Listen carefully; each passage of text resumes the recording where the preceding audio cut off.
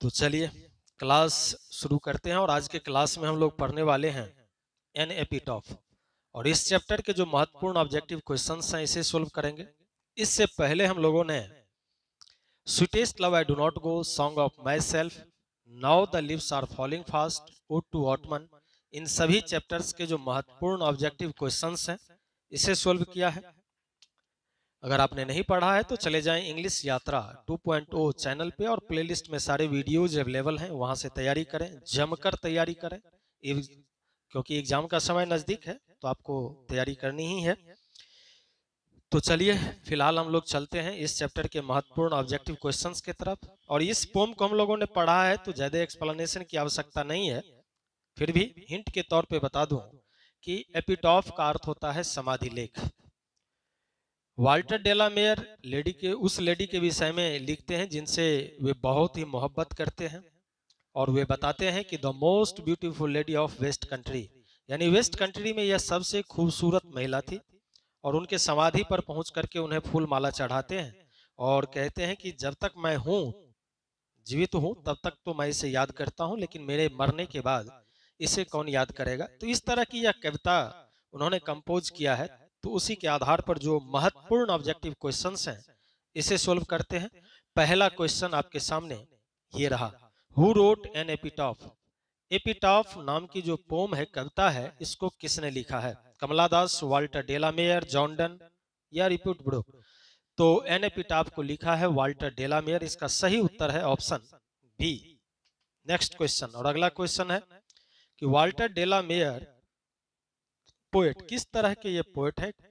Classical है, modern है, metaphysical है, रोमांटिक है।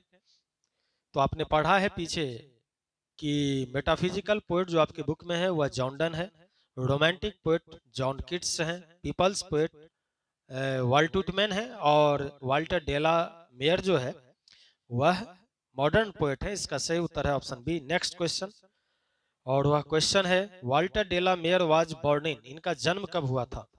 1873, 1872, 1880 या 1881। तो इनका जन्म हुआ था 1873। इसका सही उत्तर है option A. Next question, the word crumble means, ये जो वर्ड है क्रम्बल, इसका अर्थ क्या है? ब्रेक है, लाइफ है, हेल्थ है या परफॉर्म है? तो क्रम्बल का अर्थ होता है टूटना, बिखरना, अंतिम स्थिति को प्राप्त करना। तो इसका जो सही उत्तर है वह है ऑप्शन ए, ब्रेक। चलिए नेक्स्ट क्वेश्चन, और अगला क्वेश्चन है an epitaph is work refers to, किसे रेफर करता है? और ऑप्शंस आपके सामने हैं।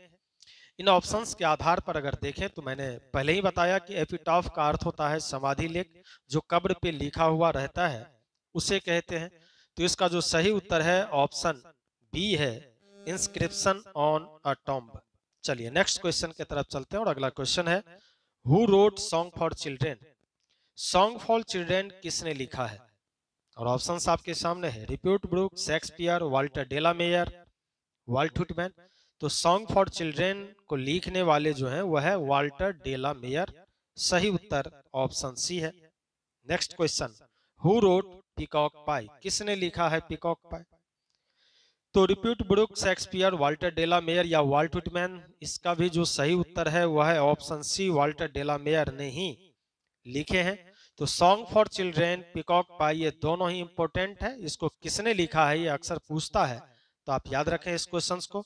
चलिए नेक्स्ट क्वेश्चन की तरफ चलते हैं और अगला क्वेश्चन है here lies a most beautiful lady, I think she was the most beautiful lady that ever was in the west country when I crumble, who will remember this lady of the west country.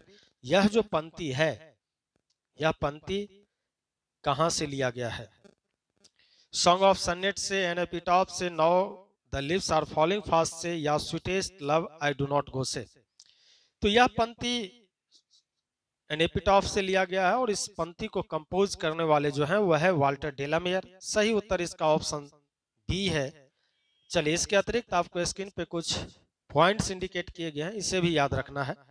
और channel को अगर subscribe नहीं किए तो कर लें, video को share करें, लाइक करें और कमेंट में जरूर लिखें। तो चलिए अब हम लोग मिलेंगे नेक्स्ट वीडियो में नेक्स्ट चैप्टर के साथ। तब तक बने रहें इंग्लिश यात्रा के साथ। बहुत बहुत धन्यवाद।